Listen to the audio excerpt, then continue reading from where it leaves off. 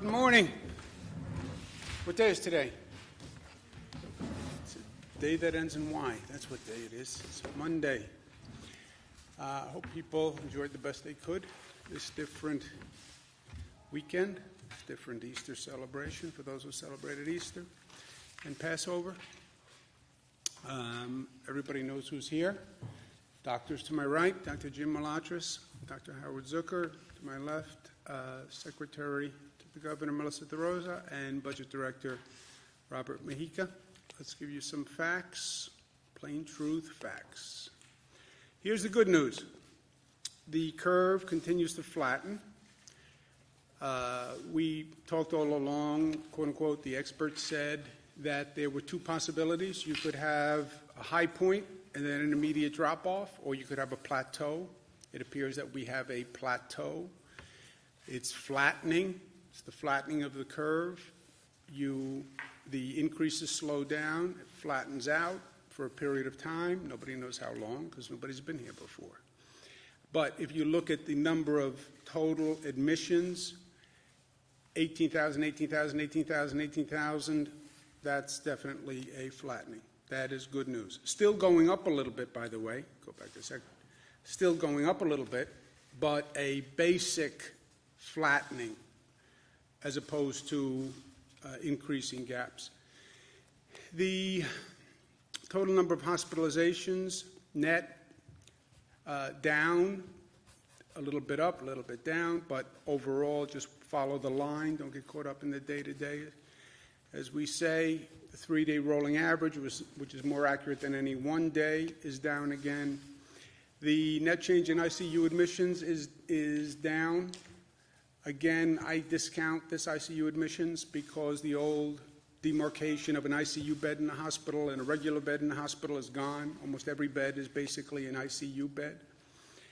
Net change in ICU admissions is also down. Intubations is real. Intubations is the worst signal. People who are intubated wind up on a ventilator most often do not come off the ventilator, somewhere 70%, 80%, depending on who you talk to. So this is a scary number. When that's down, it's good, and that is down. The 3-day rolling average is down, so that's good news. We were worried about the spread from New York City to suburbs upstate, and we have been very aggressive. When we get a little cluster, a spot that's acting up, we jump on it. This is like watching a fire going through dry grass with a strong wind, and it's blowing the fire, and a couple of embers wind up on one side of the field, and the embers start to catch fire, and that's a cluster, and you have to run over to those embers and stamp them out right away before they grow. But you see the stabilization there, and that has been good too. This is a new take on it. We talk about net hospitalizations. This is the number of new COVID hospitalizations to date. This is how many new COVID diagnoses or people walking into the hospital had COVID. So you see still about 2,000 people per day are walking in or being diagnosed with COVID. So you're still increasing the hospital population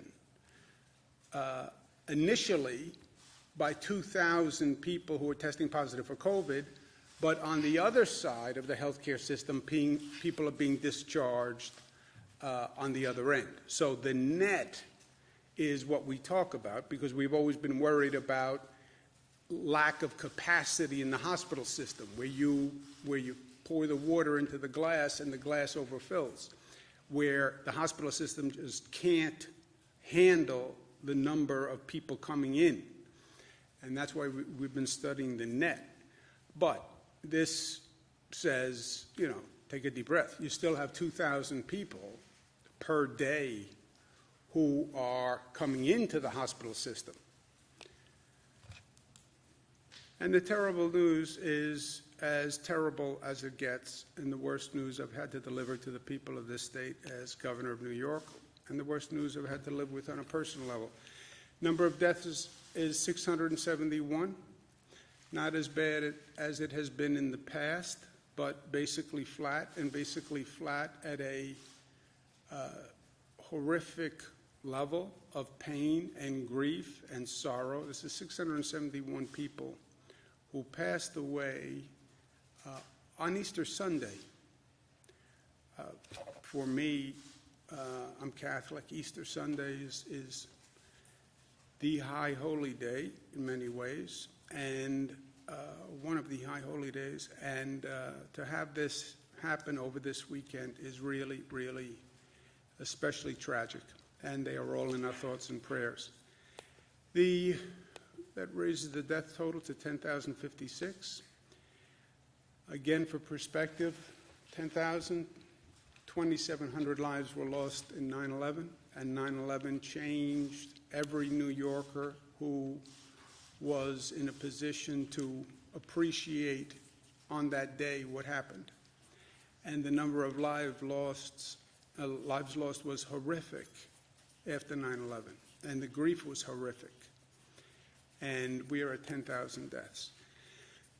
New York, 10,000 deaths. New Jersey, 2,000 deaths. Massachusetts, 756, and then you have the state of Michigan. Why New York? Why are we seeing this level of infection? Well, why cities across the country? It's very simple. It's about density. It's about the number of people in a small geographic location allowing that virus to spread, and that virus is very good at what it does. It is a killer. It is very good at spreading. It is very contagious, and the dense environments are its feeding grounds. We learned that lesson very early on. Remember, we had one of the first hot spots in the nation. One of the most intense clusters was New Rochelle, New York. New Rochelle is in Westchester County. It's not in New York City. Why New Rochelle? And that's what I was so concerned about early on. We didn't know what we were looking at. Why New Rochelle?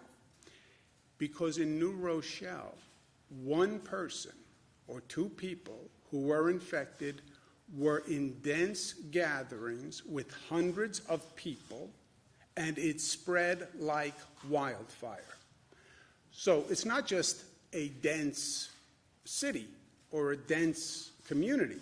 It's any person in a dense environment. You can be in a very rural county. You know, people think New York, oh, it's all New York City. No, we have counties that have more cows than people by population. You can be anywhere. But if you have a person who's infected in a room of 200 people, 300 people, 400 people, now you have a problem. This goes back to the Spanish flu, where some cities canceled parades, other cities didn't cancel parades.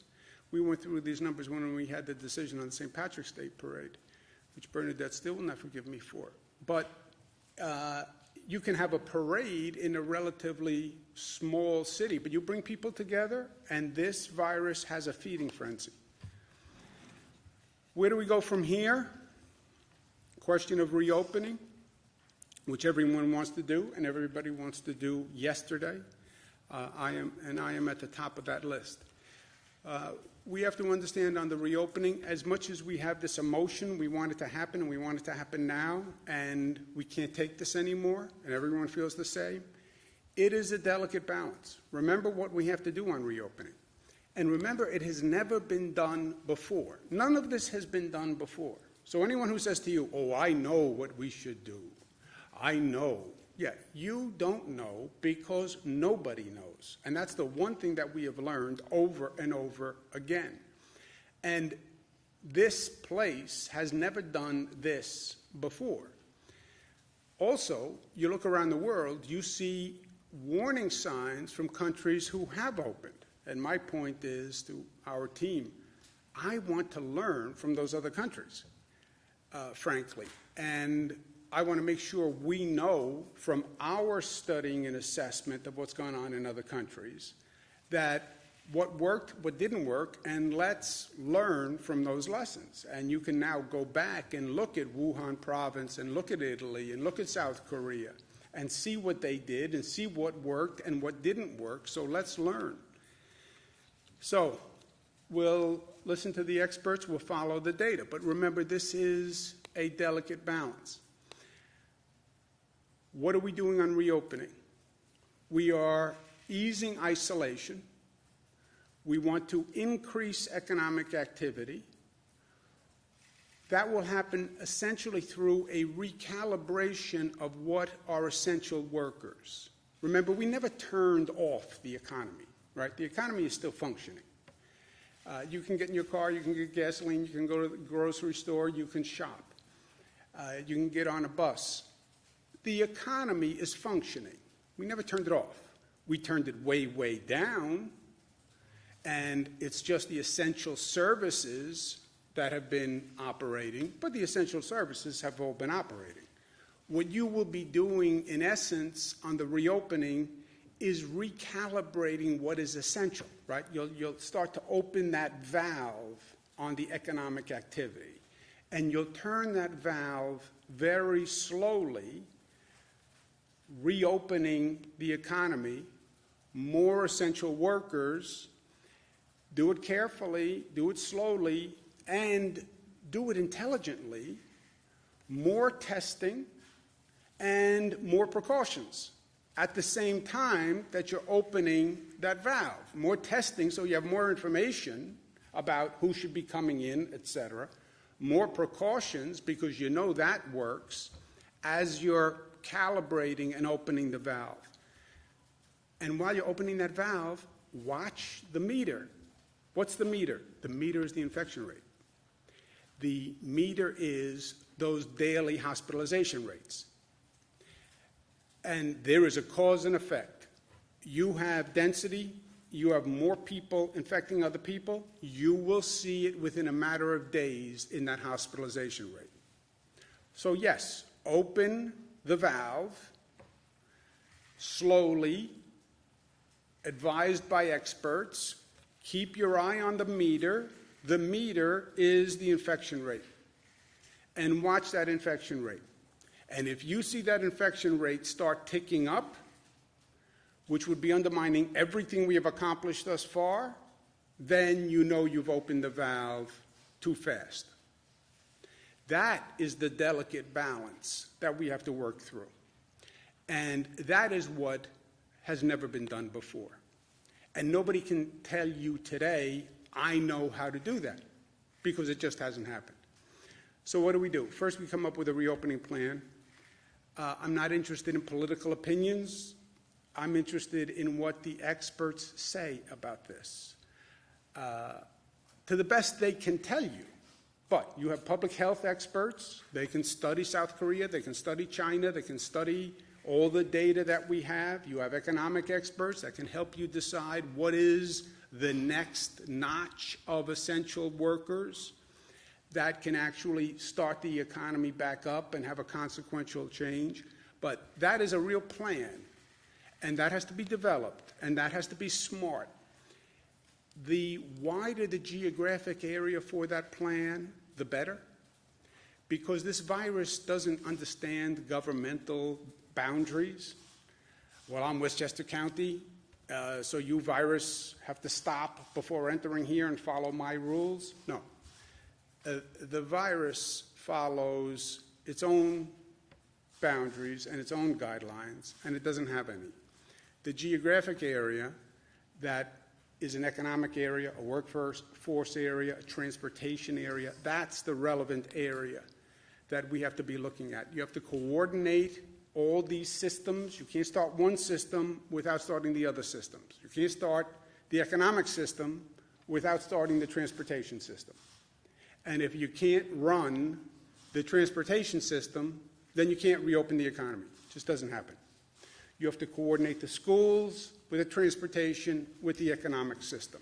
These systems work in coordination. They're big gears, and each gear intermeshes with the other gear. And you can't start one gear with the other gear stopped, right? That's the coordination. You're going to need federal support, And you're going to need smart legislation passed by the federal government that actually attends to the need, as opposed to normal political considerations. Testing is going to be key, and that's a new frontier for us also. This state is probably the most aggressive state in the nation in actually getting the testing up. We test more than any other state. We test more than other countries. We test more than the other states, leading states combined in testing. But that's still not enough, and we have to do more. And we know that the precautions work. The masks work, the gloves work, the temperature taking works. It's abnormal, it's different, but it works, and we have to do it.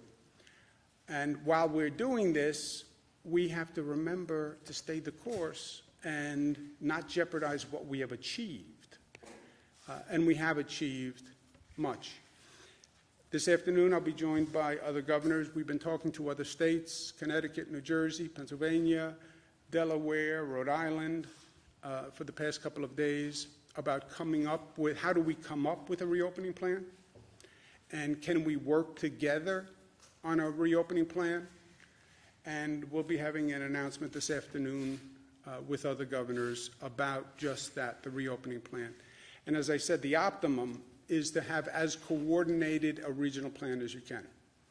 I understand intergovernmental coordination can be somewhat of an oxymoron, but to the extent we can work with Connecticut and New Jersey and Rhode Island and Delaware and Pennsylvania, I want to. It is smarter for everyone, for people of their state and for the people of my state. And this is a time for smart, competent, effective government. Nothing else matters. I want to make sure that I can say to the people of this state, we did everything we could to the best of our ability. And the optimum is a geographically coordinated plan. I don't believe we could ever get to total coordination with the other states because all the states have a little different set of circumstances and facts. I don't even believe we should have a uniform plan without recognizing the state-by-state distinctions. But to the extent we can coordinate, we should and we will. Last point, and this is a personal point, when is it over? I have this conversation 100 times a day. I had it last night with my daughters. When is it over? And it's a difficult conversation because people want it to be over so badly, right? I want the fear to stop. I want the anxiety to stop. I don't want to have to worry about my brother anymore. I don't want to have to worry about my daughters. I don't want to have to worry about my mother. I want it over. I want to get out of the house. I want to get back to normalcy. I've been living on this weird, disorienting, frightening place. I'm afraid to touch people. This it violates the human behavior and needs. When is it over? It's not going to be over like that. It's not going to be we flick a switch and everybody comes out of their house and gets in their car and waves and hugs each other and the economy all starts up. I would love to say that's going to happen. It's not going to happen that way. It can't happen that way. Can it happen in some communities across the country where, frankly, they have very low infection rates and they could come up with a testing regimen where if they find 1 or 2 cases, they quickly jump on those 1 or 2 and they isolate and they track? Yes. But is that going to happen here? No. Is that going to happen in any community that has a significant issue? No. There is going to be no epiphany. There is going to be no morning where the headline says, hallelujah, it's over. That's not going to happen. What will happen is there'll be points of resolution over time. What does that mean? There'll be points of resolution. There'll be points where we can say we've accomplished something, we should feel better, we should feel more calm, We should feel more relaxed, and it will be incremental. We're controlling the spread. We are controlling the spread. You look at those numbers, you know what it says? We're controlling the spread. I was afraid that it was going to infect my family no matter what I did. We're past that. If you isolate, if you take the precautions, your family won't get infected. We can control the spread. Feel good about that. Because, by the way, we could have gotten to a point where we said, we can't control this damn thing. We can't control it. It's in the air. It gets into your house. It doesn't matter. You close the door. It comes under the door. You could have gotten there. We're not there. Those numbers say we can control the spread. Feel good about that. The worst is over. Yeah, if we continue to be smart going forward, because remember, we have the hand on that valve. You turn that valve too fast, you'll see that number jump right back. But, yes, I think you can say the worst is over, because the worst here are people dying. That's the worst. The worst doesn't get any bad than this worst. And this worst is people die. That's the worst. And Winston Churchill, I mentioned the other day, the end of the beginning. Yes, we can control the spread, and we can reduce the number of people who die, and our healthcare system can do phenomenal work and rise to the occasion and deal with this beast. It has not overwhelmed the healthcare system. We have controlled the spread. And there is confidence to be taken in that. And that's an accomplishment. And it was a heck of an accomplishment. Those healthcare workers, for the rest of my life, I will say nothing but thank you to them. And I was not sure that we could keep the tide from overwhelming our hospital capacity. And they did. Feel good about that. And I believe the worst is over if we continue to be smart. And I believe we can now start on the path to normalcy. And we can have a plan where you start to see some businesses reopening, understanding the delicate balance. I think there'll become a point where there's an announcement that we have a medical treatment, that you can get sick, but they found an antiviral medication that can help you treat the disease. So take another deep breath when we get to that point, because, okay, you get infected, but there's a drug regimen that can help you. And then you'll get to a point where they announce, we have a proven vaccine. That's when it's over. That's really when it's over. They have a vaccine, it's been tested, it's been proven, they can produce it, you're going to get a vaccine, this is a thing of the past, don't worry about it, close the chapter, move on. Okay, when do we get there? 12 months to 18 months. I can't believe you said 12 months to 18 months, as Cara said to me. It's 12 months to 18 months. When Dr. Fauci says how long until a vaccine, he says 12 months to 18 months. When the FDA is asked how long until you get a vaccine, they say 12 months to 18 months. That is the point. When you ask me, when can I do a deep breath for the first time in 5 weeks? When they say we have a vaccine. That's when it is over. But there will be points between now and then where we should feel more confident and we should feel better. Well, I want it to be over tomorrow. I get it. I want it to be over tomorrow. I want it to be over tomorrow more than you want it to be over tomorrow. But that's not reality. So let's calibrate our expectations.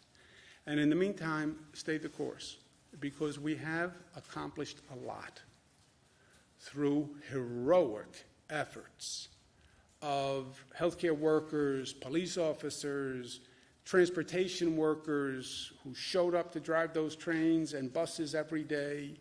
I mean, people just doing extraordinarily brave, generous, courageous things every day, literally putting their lives at risk for the public.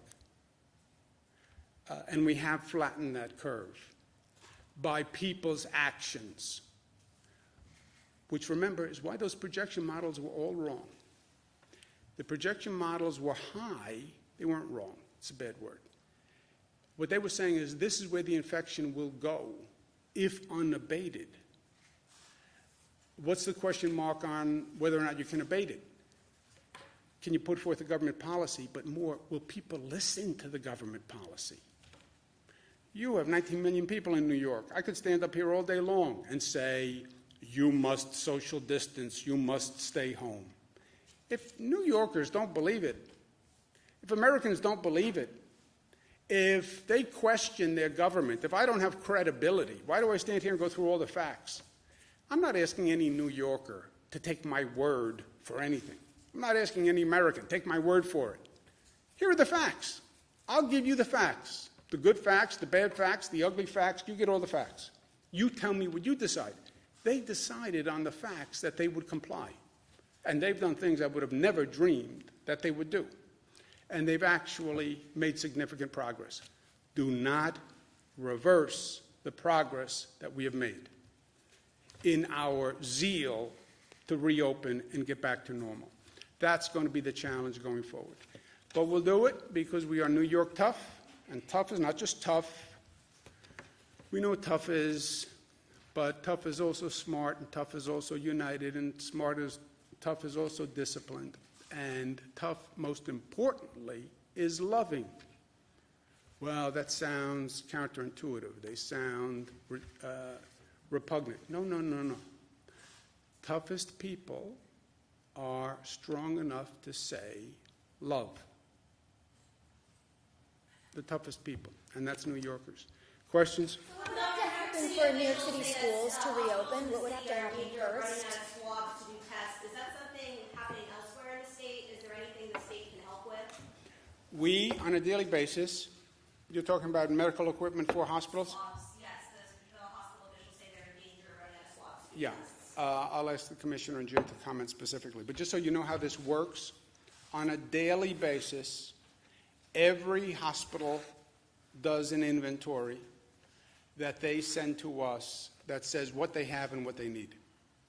And any hospital that is short, in urgent need of anything, we provide them with that material on a daily basis. We do not have any hospital that has said to us, we have an urgent need for X that we have not been able to fulfill. Two caveats. You can have employees in a hospital who say, I don't like this protocol, I don't like what the hospital is telling me to do. That's a different set of issues. Second caveat, you can have a hospital say, I only have a 3-day supply, and that makes me very nervous. I normally have a 2-month supply. Yes, I know that. Nobody has a 2-month supply of anything. So operating on that constrained timetable, that's where we are. But Jim? After we received that question yesterday, we reached out to the hospitals in New York City. There was one, the Medicis network, that would like some new swabs. We are sending them 200 test kits today, so they'll have that, but they're not out. They just wanted some in the future. And to the governor's point, I was on the phone with about a dozen of the hospital systems today, and just what he said. People get a little nervous about running out of masks and things like that, but often they have like a 30-day supply or a 25-day supply, and we monitor that on a day-to-day basis with them. So as they need it, we'll send it to them.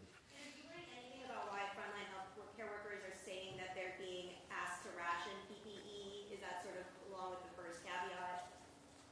Yes, I mean, and I think Melissa spoke to that yesterday on the various protocols, and we're working very closely with the hospitals as well as the frontline workers to get them the needed supplies. I'm sorry, Bernadette. As you're talking about reopening the economy, but also specific to schools, what would have to happen first for schools to open, specifically in New York City, in regards to this plan that you're They have to work together, Bernadette. I don't believe you can't open one system. It's the gears, which is an analogy and a metaphor that doesn't work for anyone except for me. But that's okay, because it works for me. You have 3 big gears, okay? You have transportation, you have economic, you have schools. Let's take just those 3. You want to start turning one gear. They all intermesh. You have to turn the other two gears. You can't tell me to go back to work. I live in Nassau County. Let's say I live in Westchester County, because I did. You can't tell me go back to work in New York City if you don't have the transit system operating. I take the train from Westchester to New York City. I can't go back to work unless you have a train, unless you want everyone to drive, which will be pandemonium in 4 minutes. You want me to go back to work? Who's going to watch my children if the schools are closed, right? For many working people in New York, the education system is who watches their children during the day. That was one of the problems with closing the schools in the first place, where people were very critical of, everybody is a critic, but people didn't want to close the schools because they said then the hospital workers won't be able to show up because the children will be at home. And if hospital workers don't show up, then you have a real problem, because our major fear was the collapse of the hospital system. So all of these things have to be coordinated, and they have to be coordinated on a statewide basis. Now look, when I closed all the schools in the downstate area, there were many school districts that disagreed. We have like 700 school districts in this state. Right now, all the school districts basically make their own decisions. I know, but in a situation like this, you can't allow 700 school districts to make their own decisions. You can consult, you can try to cooperate, et cetera. But we have to have one plan at the end of the day, because then we have to take New York and try to coordinate it with New Jersey and Connecticut and Delaware and Pennsylvania and Rhode Island to the best we can. And this virus doesn't understand school district boundaries. And these systems we're talking about don't work on any of these boundaries. Schools, transportation, jobs, they don't work on a county basis. It doesn't work that way. Suffolk County, that's a nice delineation for a lot of issues, but none of the issues that we're talking about. So the entire downstate area is one area, metropolitan area. Then you have upstate. You could argue there should be a differentiation based on numbers, or could be a differentiation. And that's going to be the conversation when we bring Connecticut, New Jersey, Pennsylvania. They'll say, look, we have rural parts of the state, which are one situation. We have metropolitan areas. That's all going to have to be talked through and reconciled. Governor, are you talking to Blasio about this? Wow, and also pull in Massachusetts and Vermont. It sounds like you're focused on some of those issues. Yeah, we're talking to a number of states, and again, we want to coordinate as much as possible, but focusing primarily on our tri-state area. They talk about a tri-state area. The more we can, but you also have to balance the complexity and the unwieldiness with coming up with a plan relatively quickly that we can agree on. So that's what we're going back and forth on. We're going to try to work with everyone. But again, you have different states in different situations, and you have to prioritize where you really need coordination. We need coordination with New Jersey and Connecticut, first and foremost, because that's where our workforce comes from. You have a total interconnection among those states. People live in Connecticut, they drive to New York City. They live in New York City, they drive to New Jersey. There is a total interconnection among them. And that's the primary place for coordination. Next. Buffalo and Erie County. Are you going to have a discussion with that? I'm sorry? Are you ready to announce a plan later today, or are you just having a conversation? Well, have to come later today to find out the announcement. If I tell you the announcement today, why would you come here at 2 o'clock? Except for my rapier wit and sense of humor. Hold on, Nick had a question. Governor, should the city of Buffalo and Erie County be considered kind of a hotspot in upstate New York, considering that they've got the highest number of infections, I think, outside of the metro area? Well, you can have a hotspot. Depends how you want to define hotspot. Hotspot within 1 mile, hotspot within 5 miles, hotspot within 10 miles, hotspot within 100 miles. Hotspot among upstate communities. How big is a hotspot? Well, I'm not a public health expert. Yeah, but it depends how you define hotspot. You know, is it 2 blocks, 4 blocks? Is it people with 25 infection rate, 50 infection rate? You know, I call them clusters. You have clusters that pop up across the state. As soon as you see some smoke and you see a little fire, run there and tamp it out as fast as you can. And in Buffalo, we have had clusters that have popped up. Nassau, Suffolk, Westchester, Rockland, right? They've all had clusters. Governor, when you say you believe the worst is over, are you in effect encouraging the type of behavior that you're trying to prevent? I mean, this sort of optimism that might bring people out of their homes into No, public that's spaces? why I've said the exact opposite 57 times. Stay the course. Stay the course. It's working. Stay the course. Stay inside. Take precautions, right? That's why I say that 100 times to an annoying, repetitive level. But facts are facts, and I'm not going to lie to the public. Facts are facts. Numbers are numbers. I need the public to believe in the credibility of what we're doing, right? Credibility comes from two elements, in my opinion. Are you giving me all of the information, or are you spinning me? Are you deciding that you can't tell me facts because I may become too optimistic? Are you manipulating me with giving me information, which is what I think you're suggesting? No, you get all the facts. I'm not worried that you can't handle information. You get all the facts. Second, what I am proposing we do is drawn from those facts, right? Here's all the information. I work for you. I give you all the information.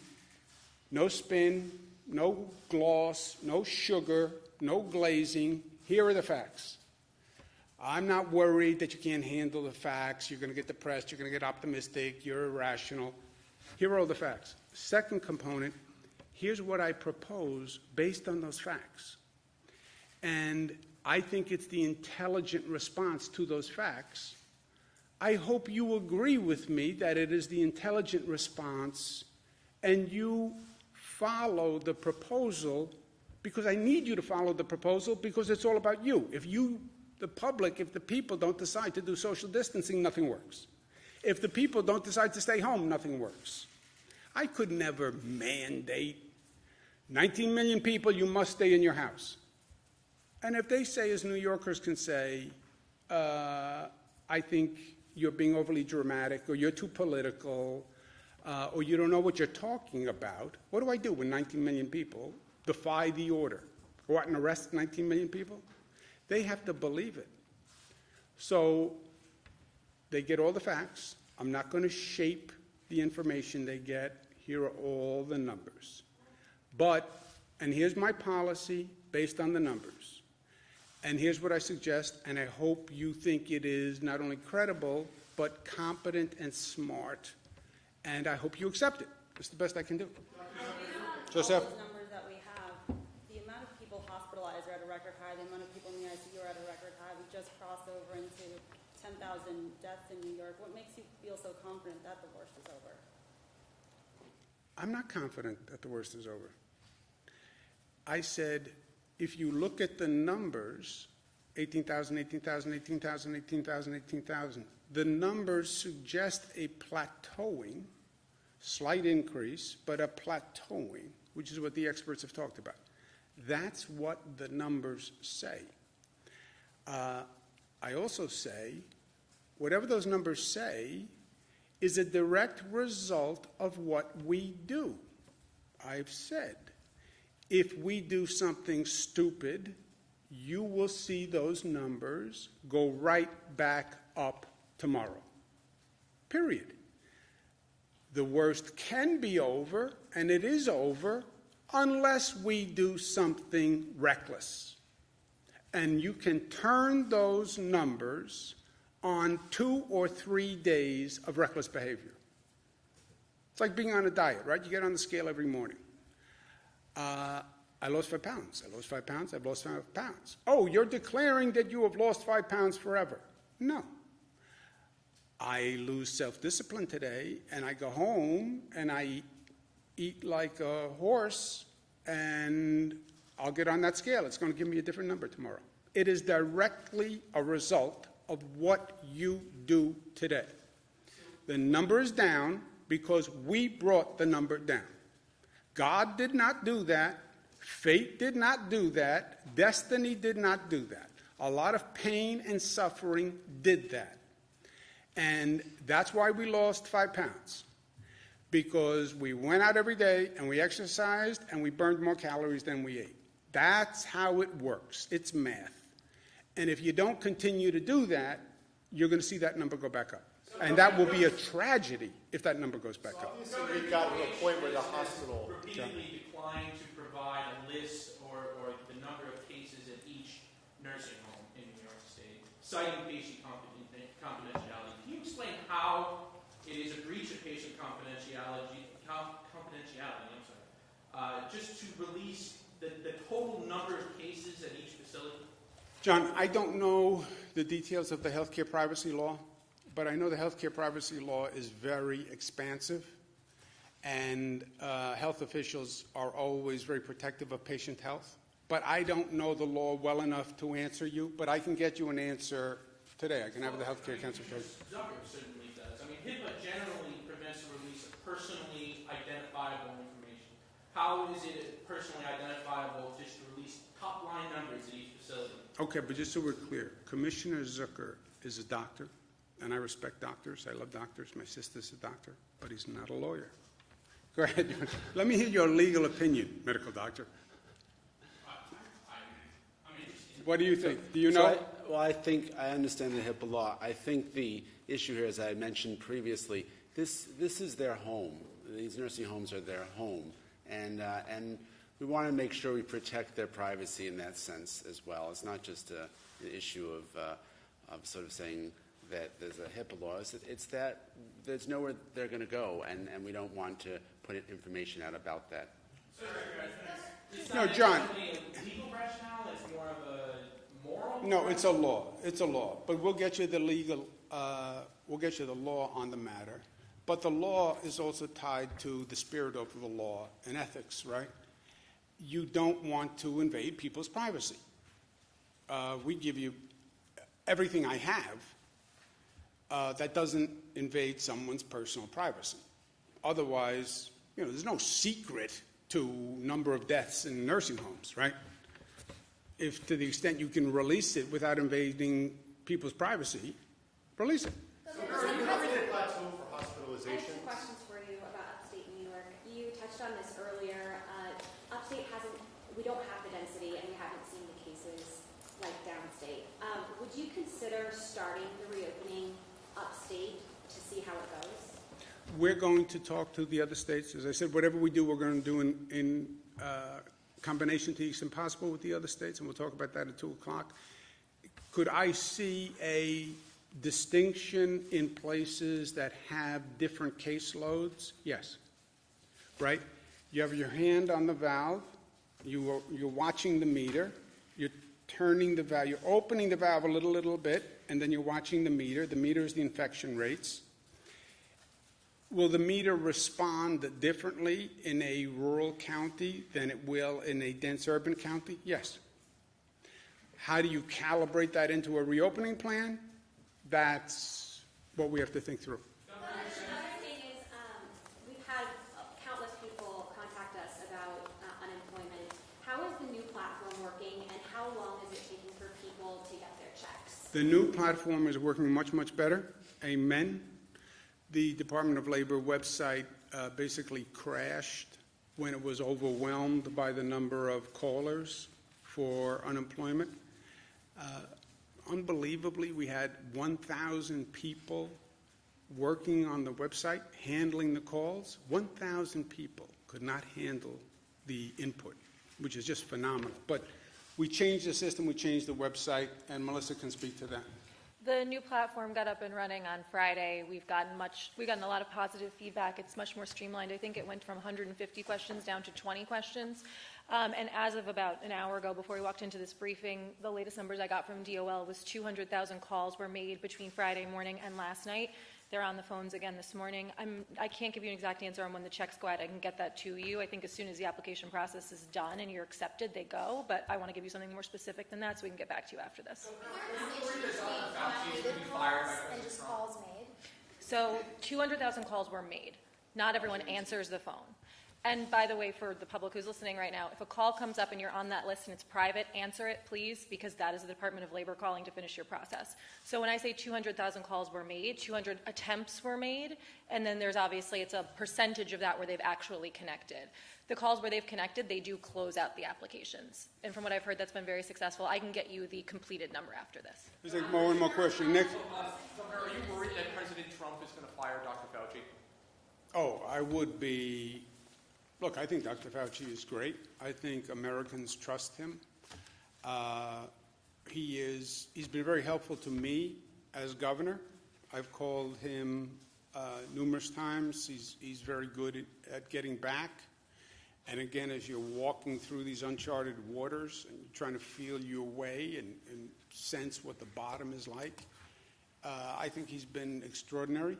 And I think it would be, I can't imagine I just can't even, with as crazy as things get in this world and in crazy Washington, I can't imagine that would ever happen. Anyone, did I say anything we need to correct? Anything that I didn't say that was right? I would just... For Buffalo, Nick, we've been following Buffalo very closely. There are 200 positive cases, hospitalizations right now in Buffalo. That's up from 225 of a couple of days ago. So it's pretty stable right now. So we're watching numbers locally hour to hour almost. So Buffalo's pretty stable right now, but if it pops, we'll definitely have more people on it. Melissa, you want to say something? Rob, do you want to say anything? I'm going to be back at 2 o'clock. I'm going to be back at 2 o'clock. Hold it. Note it for 2 o'clock. I'm going to be back at 2 o'clock. You won't be coming at 2 o'clock, Jesse. I know you. You won't be back if I tell you. I'll see you at 2 o'clock. Thank you, guys. Thank you.